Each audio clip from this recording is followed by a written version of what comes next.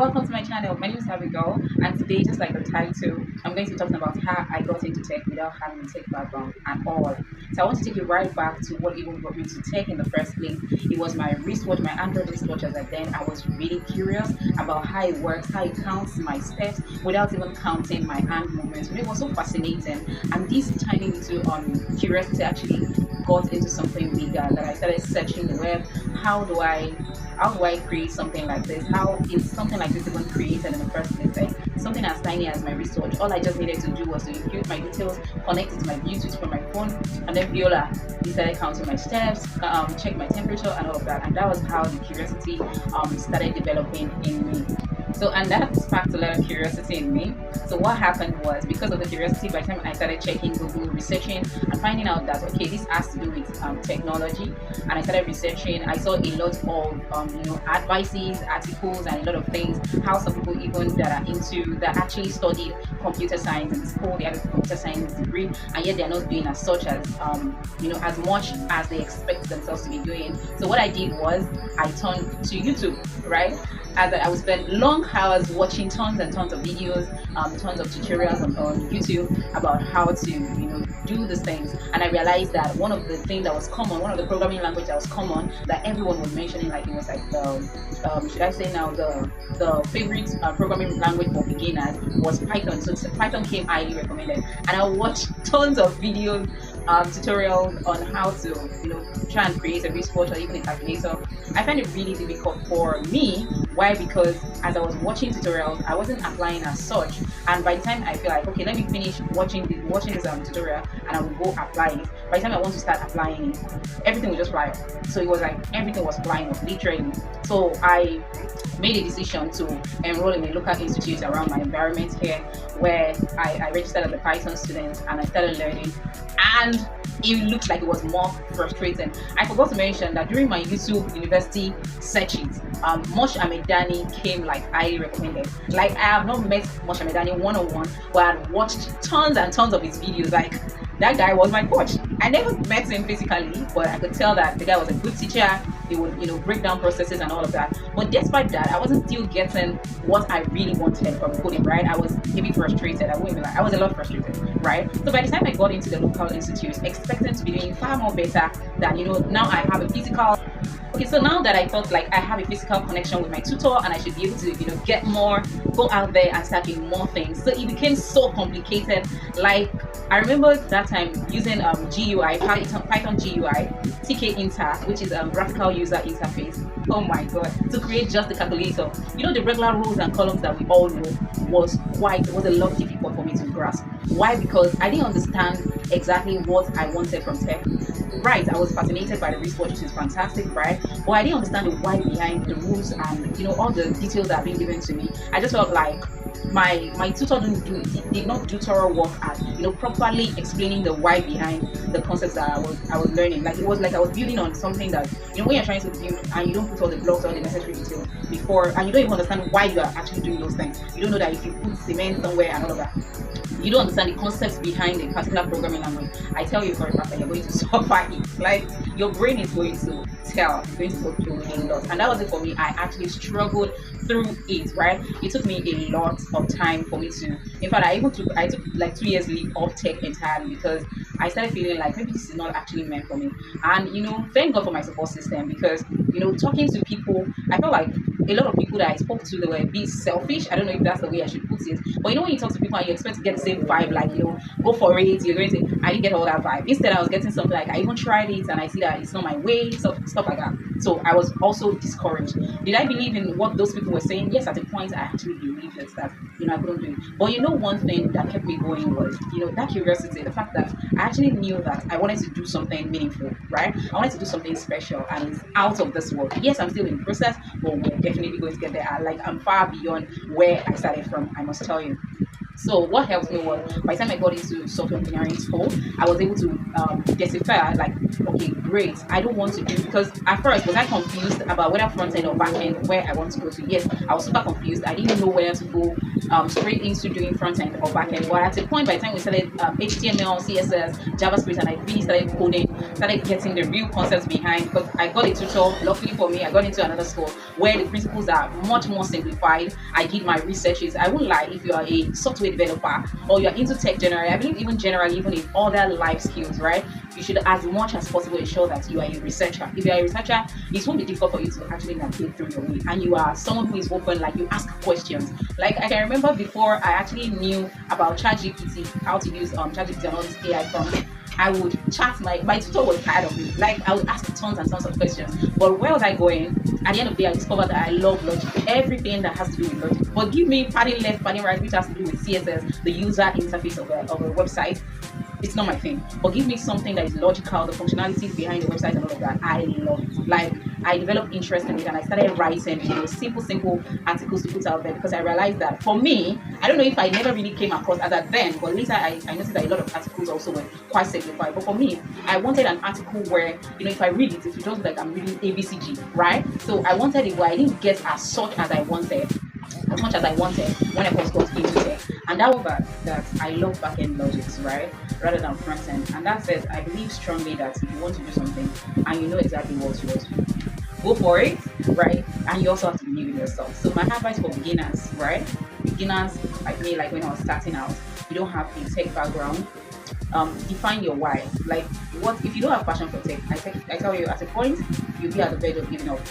Why? Because tech, when it gets into the advanced stage, can really be hard. That's the truth. It can really be a bit complicated if you don't, and if you don't know your why. If you don't know the why you got into tech, maybe it's just because of the huge salary that everyone is talking about. Yes, that salary will come, right? But are you ready to actually put in the work, the late nights and all of that, to study, to learn through the process, and overcome fear, self-doubt? Because a lot of times I actually doubted myself, a lot of times. But you also have to know that if you know your why, the reason why, what you intend to do, then when you are learning a particular programming language or any tech skill, what you need to do is you need to hold in mind you want to learn a particular tutorial. And for me, one of the mistakes I made while when I got into tech was that I didn't know that I was supposed to define, like for instance, I'm trying to learn Python for beginners. What exactly am I trying to learn this for? Am I trying to learn it? I want to build a weather app. I want to do this. What exactly do I want to do? What's the reason behind me learning this particular thing? That thing will save you. It will help you a lot, because you look at projects that you can build beyond just watching tutorials upon tutorials, right? Or else you'll be stuck in that tutorial realm. Let me just put it that way. Permit me to speak that English. Like you'll be stuck in that, saying that okay, now that I've watched tutorial, you can even see it as a success, right? Because you believe that. For me, I actually believe that watching tutorials and finishing it was a success, right? When I got into tech initially. But thank God for mentors, thank God for communities where I started learning. It really took me a lot, like juggling all together, jumping from one boot camp to another. I know that some people are in this WhatsApp group, but you need to repent, because the truth is it's not going to help you in the long run. Like if you have a lot of boot camps listed, it's not about the boot camps, it's about how many projects you have built, what you're doing in your portfolio, what do you have in your portfolio that you can show, how many collaborations, right? Those are the things that are really of quality stuff is what people will check to how to employ you or to collaborate with you. These are very important skills, right? So another tip, which is the second one, is that you should start small. It's very important that you know that take it isn't a race. Like it's not a marathon race. You're not going to run it and finish it easily. Hey, calm down, calm your nerves. Calm your nerves. Just take your time, learn through the process, and observe how you learn. There's this website. I can't remember. I will leave the link in the description when I remember. It's actually about knowing what kind of learner you are. If you know what type of learner you are, whether you learn very fast, there's some people that learn really fast, like they just view things and they comprehend it immediately. They're visual learners. There's some kinesthetic learners. There are different type of learners. So you need to know what type of learner am I.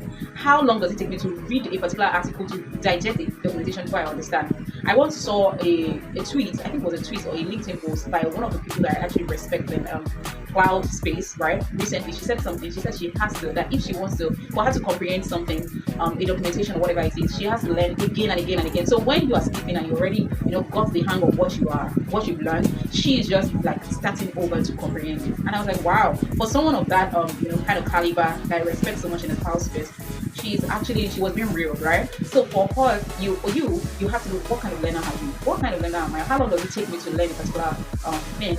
And how best can I learn? Do I learn through visual learning or maps or diagrams or all those things? So it will really help you. I tell you for a fact, it will really help you.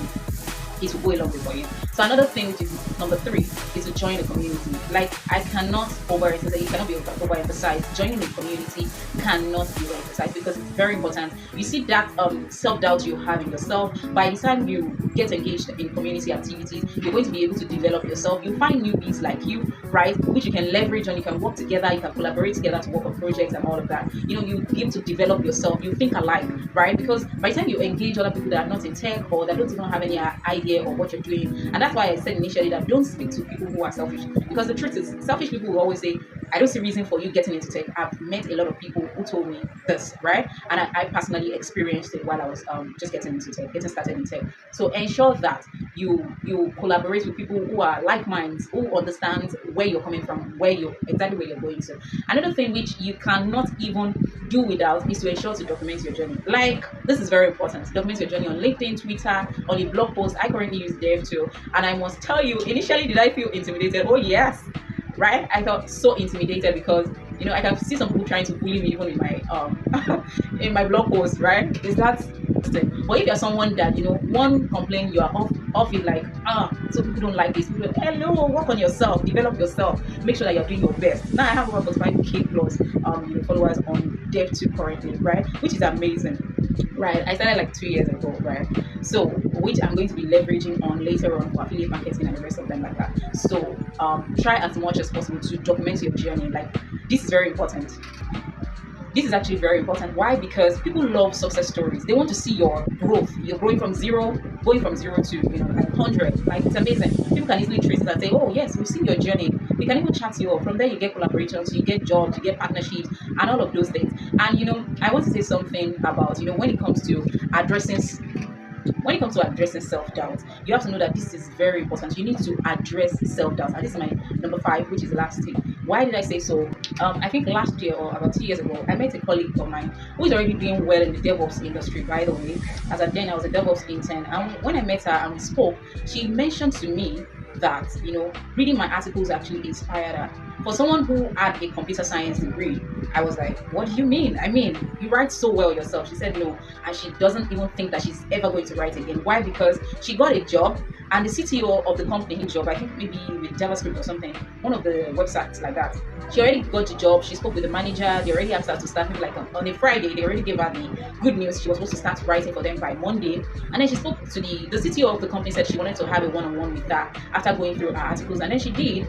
And then she was like, no, your articles are too rigid. That if you can, make it more simpler for even beginners to be able to comprehend and all of that. Coming from a computer science kind of background, definitely our articles will be a bit, it will have a lot of the logic aspect of computer science, except she's someone who is open and she's ready to add like a twist to it for you, a beginner, to be able to comprehend effectively, right? So, and then so she didn't get the job, so she eventually lost the job. I don't know what happened in the process. Maybe they were supposed to now check again, like she was supposed to write another article again for them to see, or it was that she didn't mention actually. So she just said that she lost the job, and then since that time she actually stopped writing.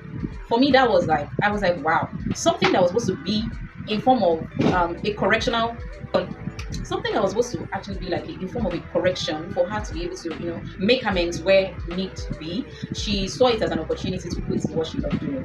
So I would say, as much as possible, address self-doubt, because self-doubt will make you want to go back on your promises to yourself. And then, just like I mentioned earlier, it's very important that you define your why. You see, your why is going to help you. It's going to help you be able to push forward in the tech industry, because new technologies comes out every now and then, new tools, everything. So you need to stay trendy, like you need to stay updated, right? And if you don't find your why you are into tech, why you want to be a software developer, why you want to be in DevOps, why you want to be in any aspect, right, you're going to be confused, because you feel like, oh, I can't catch up. And before you know it, time is going, and then you won't be able to do anything. So my advice for you today is, before you dive into endless tutorials, take a moment to reflect. Why do you want to learn tech? What problem are you trying to solve? With the right mindset, you won't just learn, you will try. And don't worry, tutorials are coming soon, right? but I want to make sure that you're ready to use them the right way. Together, we'll break down each concept so you can grow into the tech expert you've always wanted to be. Thank you. Let me know in the comments what mindsets you're shifting today, what you would like to exactly do in tech or with tech. Take care, guys, and don't forget to subscribe for more real life tech advice and practical tips to start your journey the right way. Take care, guys. Until next time, I'll see you. Bye.